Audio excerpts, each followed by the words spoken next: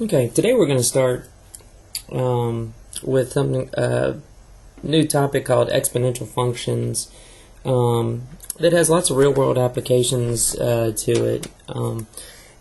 It's a relatively new subject you've probably never seen before, but probably can understand just based off of its real-world value. We're going to start with exponential growth. We have two parts of exponential functions. We have exponential growth and exponential decay. We're going to start with exponential growth, and we'll start our first video here with a graphing section of exponential growth. Now, just to kind of give you a basis of what we're dealing with here, you can see the root word of exponential growth. We have exponent. So it's very important that you understand exponents before you get too involved in this section.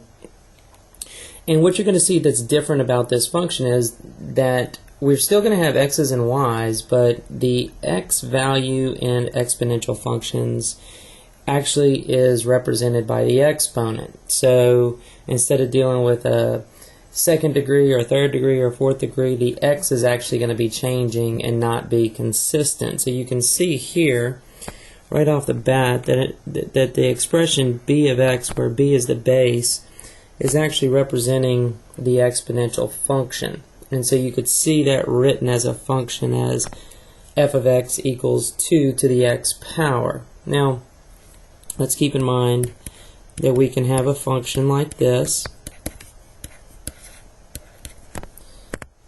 2 to the x power, and it can be written in function notation. And of course we can always write that with a y. So y equals 2 to the x power. Now, I'm going to give you something a little bit farther than that that's going to help a little bit later. And I'm going to say that this is actually the same thing as saying 1 times 2 to the x power. Now, including that 1 in front of there times 2 to the x power is going to help us down the line whenever we start to compare exponential growth functions in relation to exponential decay functions. So that'll make a little bit more sense later. But what we're going to deal with right now specifically are exponential functions where the base, or the b value, is greater than 1. So no negative values there, no fractional values there. Everything's going to be positive and bigger than 1. So that's going to create a specific type of graph that we're going to deal with. So just keep in mind that there's multiple ways of writing the exponential function, and you could see this in one of many different forms. Now, the nice thing about graphing exponential functions to start is that it's very similar to every other function that we've graphed. Your bailout in any situation could be simply to do a t-chart. So you can see here that we've built a t-chart for this graph, and we are supplying the x values. So you're going to supply the x values here, and then just simply plug in the x's into the function. In this case, f of x equals 2 to the x power. And you can see that it creates this curved graph whenever we do this. And the reason it's creating this curved graph is because now that the x value is representing the power, the x value is constantly changing, and it's creating a different rate of change either on the increase or decrease side of the function. So you're going to see a consistent curve like this, and when you see a curve in this nature, you should automatically be thinking exponential growth or exponential decay. And of course, we'll get a better look at exponential decay in the next section. But in general, when you see a curve that hugs the x-axis like this and then sharply turns up to the right, you know that is an exponential growth function. So be familiar with the visual of the curve and how that looks. Now, this brings in some very new terminology that we need to discuss as we move forward here, looking at exponential functions a little bit closer. In this particular part right here, we need to determine a few things. First of all, you'll see this word in behavior. So let's discuss that first. As your graph moves along the x-axis, so as we go to the left, we could say that this is going to continue all the way to infinity, but on the negative side of infinity. And our infinity sign looks like that sideways 8. And draw that very well. Try that again. So negative infinity. And of course, as we move to the right along the x-axis, we're going to positive infinity. This is what we call the end behavior. So what we're saying here is this. The graph, how does it finish as we go to infinity to the positive side? And you can see very quickly that the y values actually start to turn up and they go upward to infinity, closer and closer to infinity for the y side. And so what we're basically saying here, as the x gets closer to positive infinity, the f of x gets closer to positive infinity as well. And you can remember that f of x is the same thing as y. So you can see here, as we go up, as we move to the right to positive infinity, the y gets closer to positive infinity as well. So that's what we're talking about as far as in behavior. What's the graph doing as it gets closer and closer to infinity?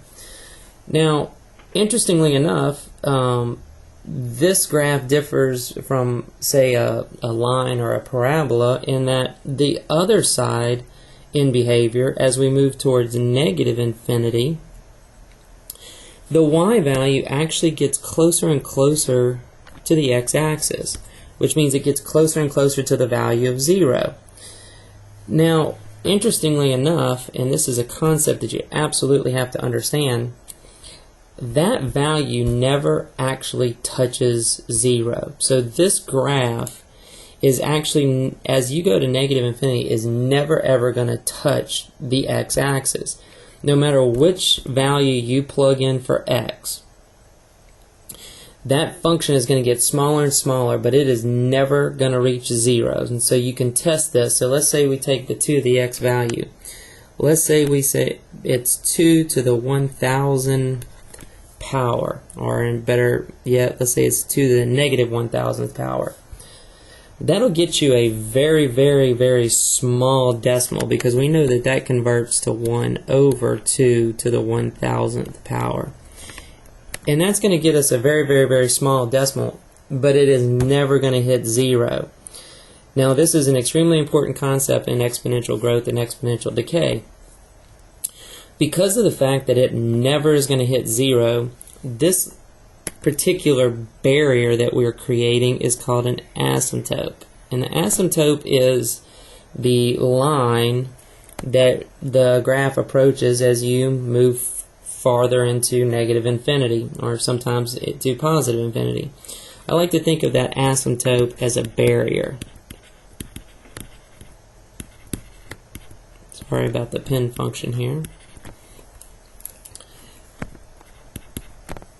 So as we get closer and closer to x-axis, it's never actually going to touch it, it's never actually going to cross it. So defining our asymptote right off the bat is extremely important. If we understand where our asymptote is, then we know where the barrier of our graph is going to be, and we'll never reach it. So it'll just hug that line closer and closer and closer, which makes these very simple to graph. So creating a handful of points is all that we're going to need to do, and we can use the t-chart to make that a simple process. Now, this is going to take a little time and practice. You're probably not going to understand all of the nuances of this immediately, and we'll discuss it more as you have questions, but let's try and see if we can get the sense of what's going on here with a couple practice problems. And you may want your graphing calculator as well, so that after you work these problems, you can check them to see how you did. So let's take a look at the practice graphing problems. Now, normally I'd have you do these on your own initially, and if you want to give them a try, you can go ahead and pause the video and do that now. But I'm just going to go ahead and work these two with you, and then we have some sample problems later on that you can work on your own also. Now, here we have in part A, y equals 1/3 times 2 to the x power. Now let's take a look at this. If I wanted to create a t-chart, creating a t-chart, we do the same thing that we've done in the past. We simply create our own x values. We plug them into the function to get our y values. Now, I'm going to start with some basic numbers. -1, 0, 1, 2, 3, whichever you feel most comfortable with. That makes this a little bit easier to graph. So if I put 0 in for the x, 2 to the 0 power. 2 to the 0 power is just 1. So then we multiply that times 1/3 and we get the fraction 1/3. So you can see right here we're going to go 0, 1/3, which is going to be really close to the origin, just a little bit above it. And you can always, if you get a fraction, you can always kind of guesstimate that value. Now we'll plug in 1. 2 to the first power is 2, and 2 times 1/3 is 2/3. So we've got another fraction that we're going to have to kind of guesstimate here. You can see this is going up very slowly at first, and then you can see with the next value, 2 to the second power is 4. So then we have the 4/3. So that's 1 1/3. Again, going up very slowly. And then lastly, I'm going to hit this 3. So 2 to the third, 2 to the third power is going to give me 8. But then when I multiply 8 times 1/3, that gives me 8/3, which is basically 2 2/3 if you want to convert that to a mixed number. If you want to convert it to a decimal and it makes it easier for you to estimate where it's going to go in that box, that's fine. So 2 2/3 power, you can see that it's starting to turn up a little bit sharper, and since we have a basic sense of where this is going, we could simply just start to tail this thing up, and we know that as it gets further down the x-axis, it starts to turn up a little bit sharper. Now, that's one side of this story. We have to deal with the negative values as well. And if you plugged in a negative value such as -2, let's say you have 2 to the -2 power. Well, that's the same thing as 1 over 2 to the second power. So now we have 1/3,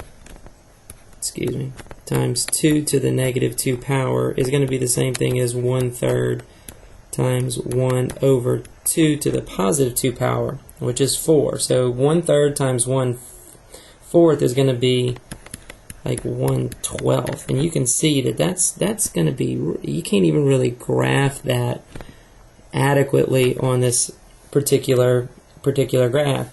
And the further and further we get away from the origin going back negatives, the closer and closer and closer it gets to that graph, which means that that x-axis is representing our asymptote. So the x-axis is what we would call the asymptote, or that little barrier that is being created. And so our graph can never ever touch that line. So we're going to just draw it as best we can to hug along that line. And if you don't do a great job like I didn't, that's okay, as long as we represent the fact that we're not going to touch that line, we're never going to cross that line, and that's a very important concept. So that would be our exponential function graph for y equals 1/3 times 2 to the x power. Now, let's look at part B. Part B, what's changed here is now the value that we're multiplying is now a whole number. It's much bigger than 1/3. So let's see how the graph actually changes. And we can simply do some of these calculations quick in our head. So if we were using 0, 2 to the 0 power is 1. 1 times 3 is 3. So notice now that we're starting much higher up on the y-axis. If we used 1, We say 2 to the first power is 2. 2 times 3 is 6. So now you can see we really jumped up on the graph. Let's go with the negative since we're already getting a little high on the positive side. So if I do negative 1, 2 to the negative 1 power is the same thing as 1/2. So that's going to give me 3 halves, or 1.5. And of course 2 to the negative 2 power is 1/4 or 3/4. So we're starting to get down here a little low. And remember, we're not going to be able to cross the x-axis barrier, so that's going to act as our asymptote again. And so as we get closer to negative infinity, we're just going to hug that x-axis, and then we're going to move sharply up. Now, let's make some general observations here. If you look at part A, and I'll kind of erase these asymptotes so you can see this a little better. So we look at part A, and you could probably see that we were multiplying by 1/3, and there's a relationship on the graph to 1/3 right there at the y-axis. Same thing here. We were multiplying by 3, and there's a relationship on the graph to that 3. So if you paid attention here, and if you're looking at the relationship there between the two highlighted parts, you can see that whatever we're multiplying the base graph by, that tends to represent the actual y-intercept. And so that's a easy starting place to graphing these without having to do much of a t-chart. Now, if you just want to check yourself, you can easily punch these into the calculator using the caret symbol. So you can punch in 3 times 2 to the x power, and your calculator will comfortably graph these for you. So you can go ahead and give that a try and just double check both A and B charts to make sure that we did those correctly. Alright, well, let's move forward and start to discuss some of what we've seen.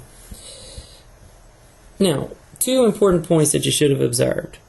First and foremost is that whatever the a value is in our exponential function, that is the point that's going to cross the y-intercept. So that is our that is where it's going to cross the y-axis. So that is our y-intercept. And then secondly, the x-axis acts as the asymptote. Okay, so anytime you see the following function, y equals a times 2 to the x, and it could be 3 to the x or 4 to the x power, doesn't matter, that is going to have the same basic parts as you saw in those previous functions. Now, when we do this, when we take this graph, you can make 2 general assumptions here, that if the a value is greater than 0 and the base is greater than 1, this is going to be what we call an exponential growth function, and the shape of the graph will always be like this. It'll always start off from the left, hugging the asymptote, and then as we go to the right, it'll sharply curve upwards. So just like whenever you had to understand the slope of a line by visually looking at the graph, this is a very important skill, that you understand what type of exponential function you're dealing with by being able to visually look at the graph, and also know what the shape of the graph would look like by looking at the equation itself. Same thing that you learned with lines. So let's go ahead and take a look at another exponential growth function that we can make some determinations by. So example 1 says graph the function y equals 1/2 times 3 to the x power. So if we look at the a value, which is 1/2, so in this case our a value is equal to 1/2. That value is greater than 0, so we know it's going to move up. And then the b value is also greater than 1 because it represents 3. So we know that these 2 parts let us know that it's an exponential growth function just by looking at the graph, and we know that the shape of our graph should look like the curve that we have drawn here. So this is important. So we now know what our answer is going to look like. Now, because we determined that whatever the a value is, that is going to be our y-intercept, we could simply plot that point very easily. The other point that we could plot very easily would be x equals to 1 and x equals to -1. And so if we do this, we can simply get a quick look at what the shape is going to be. Now, I would suggest that you possibly do more than those additional points, especially on the right-hand side if you don't understand how sharply the curve is going up. But a couple extra T-chart points always make the curve appear a little better. So you can see here that this is kind of like graphing parabolas. The more points that you have, the better look you can get at the curve. So take the time to do an extra point or two if you have to. Alright, so here at sample problem number 1, we want you to graph the function y equals 2/3 times 2 to the x power. So I want you to try this on your own at first. So go ahead and pause the video at this point and graph sample problem number 1.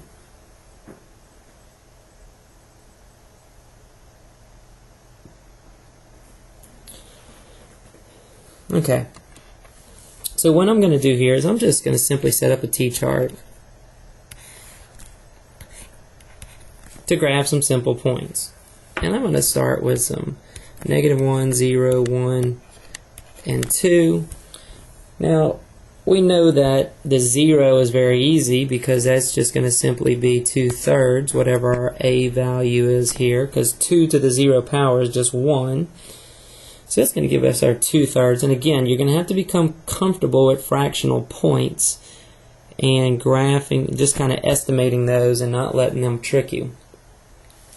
So 0, 2/3. Now, if I do 2 to the -1 power, that's the same thing as 1/2.